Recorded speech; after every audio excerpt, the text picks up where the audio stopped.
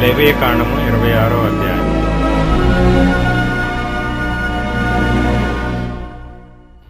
మీరు విగ్రహములను చేసుకొనకూడదు.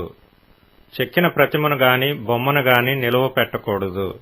మీరు సాగిలపడుటకు ఏదొక రూపముగా చెక్కబడిన రాతిని మీ దేశములో నిలపకూడదు.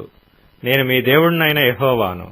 నేను నియమించిన విశ్రాంతి దినములను మీరు ఆచరింపవలెను. నా పరిశుద్ధ మందిరమును సన్మానింపవలెను. నేను యెహోవాను. మీరు నా కట్టడలను బట్టి నడుచుకొని నా ఆజ్ఞలను ఆచరించి వాటిని అనుసరించి ప్రవర్తించిన ఎడల మీ వర్షకాలములలో మీకు వర్షమిచ్చెదను.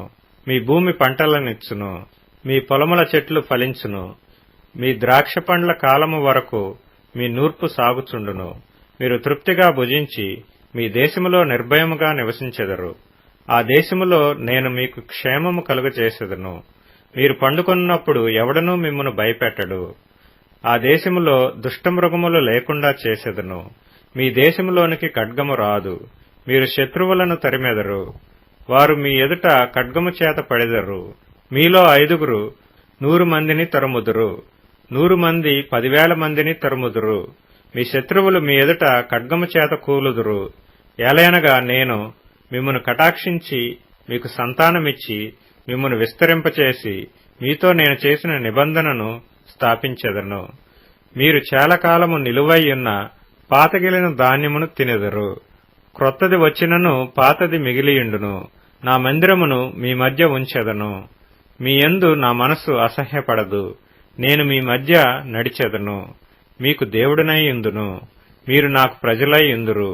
మీరు ఐగుప్తీయులకు దాసులు కాకుండా వారి దేశములో నుండి మిమ్మల్ని రప్పించితిని. నేను మీ దేవుడనైన యెహోవాను.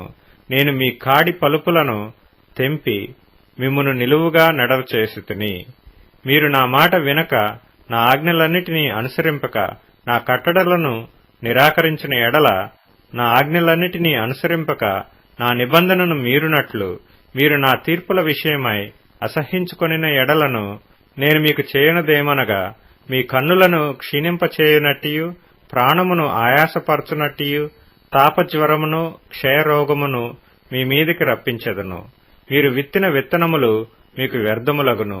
మీ శత్రువులు వాటి పంటను తినెదరు. నేను మీకు పగవాడనగుదును. మీ శత్రువుల ఎదుట మీరు చంపబడెదరు. మీ విరోధులు మిమ్మును ఏలెదరు. మిమ్మును ఎవరినూ తరమకపోయినను మీరు పారిపోయెదరు. ఇవన్నీయు సంభవించినను మీరింకా నా మాటలు వినని ఎడల నేను మీ పాపములను బట్టి మరి 7 మిమ్మను దండించెదను.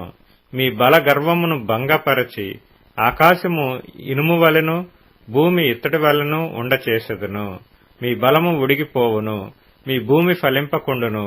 మీ దేశ వృక్షములు ఫలమీయకుండును. మీరు నా మాట విననొల్లక నాకు విరోధముగా నడిచిన ఎడల నేను మీ పాపములను బట్టి మరి 7 మిమ్మను బాధించెదను. మీ మధ్యకు అడవి మృగములను రప్పించెదను. అవి మిమ్మను సంతానరహితులుగా చేసి మీ పశువులను హరించి మిమ్మును కొద్దిమందిగా చేయును. మీ మార్గములు పాడైపోవును. శిక్షల మూలముగా మీరు నా ఎదుట గుణపడక నాకు విరోధముగా నడిచిన ఎడల నేను కూడా మీకు విరోధముగా నడిచెదను. మీ పాపములను బట్టి ఇక 7 మిమ్మును దండించెదను. మీ మీదికి ఖడ్గమును రప్పించెదను. అది నా నిబంధన విషయమై ప్రతిదండన చేయును. మీరు మీ పట్టణములలో కూడియుండగా మీ మధ్యకు తెగులను రప్పించెదను. మీరు శత్రువుల చేతికి అప్పగింపబడెదరు. నేను మీ ఆహారమును అనగా మీ ప్రాణాధారమును తీసివేసిన తరువాత 10 మంది స్త్రీలు ఒక్క పొయ్యిలోనే మీకు ఆహారము వండి తూనిక చొప్పున మీ ఆహారమును మీకు మరలా ఇచ్చెదరు.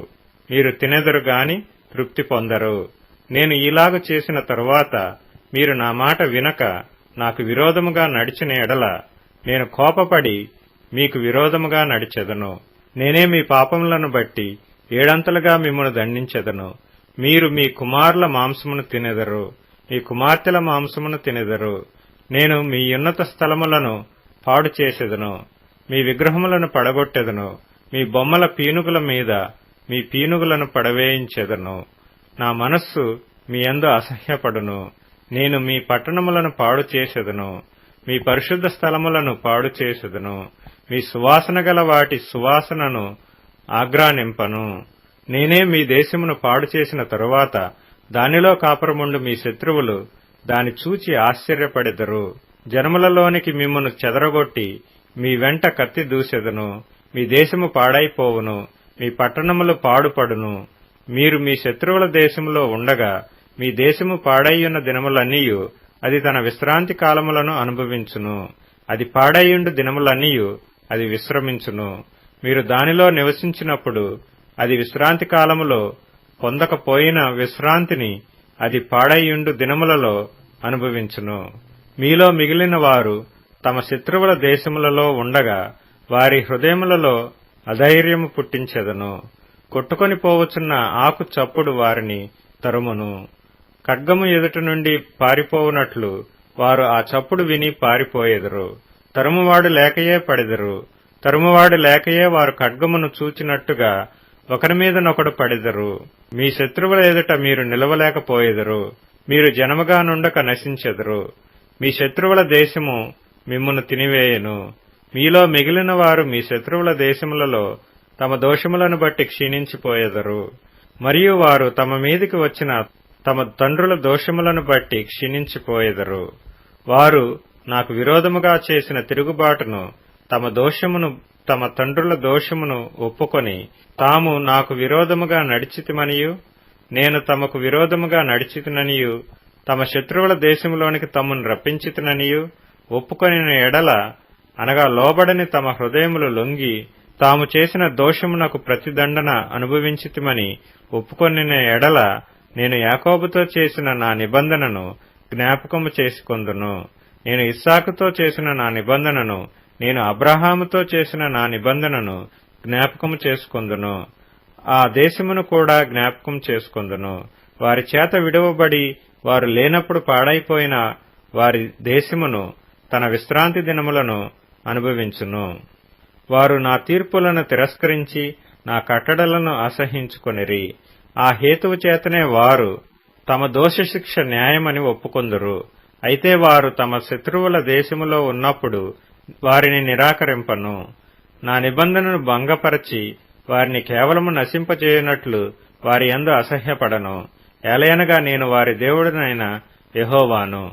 నేను వారికి దేవుడనై ఉండునట్లు వారి పూర్వీకులను జనముల ఎదుట ఐగుప్తులో నుండి రప్పించి వారితో చేసిన నిబంధనను ఆ పూర్వీకులను బట్టి జ్ఞాపకము చేసుకొందును.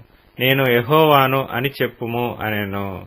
యెహోవా మోషే ద్వారా సీనాయి కొండ మీద తనకును ఇశ్రాయేలీయులకును మధ్య నియమించిన కట్టడలను, తీర్పులను, ఆజ్ఞలను ఇవే.